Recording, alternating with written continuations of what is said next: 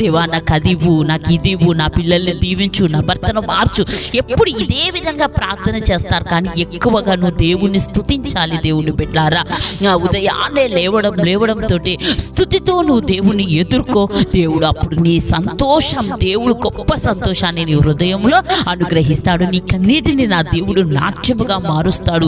నువ్వు ఊహించని అద్భుతాలు దేవుడు నీ జీవితంలో దేవుడు జరిగిస్తాడు. 150వ కీర్తనలో కూడా మొత్తం స్తుతిని గుర్చే వ్రాయబడి ఉన్నది. దేవుని బిడ్డలారా, ఎక్కువగా మనము దేవుని స్తుతించాలి. 150వ కీర్తన కూడా మీరు చదువుకోండి. తర్వాత సకల ప్రాణులు యెహోవాను స్తుతించుదురు అంటాడంటే దేవుని బిడ్డలారా, లాస్ట్ వచనంలో దేవుని మనం ఎక్కువగా స్తుతించాలి. 96వ కీర్తన 4వ వచనంలో కూడా మనం ఒకసారి చూసినట్లయితే, యెహోవా మహాత్మ్యము గలవాడు, ఆయన అధిక స్తోత్రమునందు తగినవాడు, సమస్త దేవతల కంటేను ఆయన పూజనీయుడు. దేవుని బిడ్డలారా, మన దేవుడు మహాత్మ్యము గలవాడు.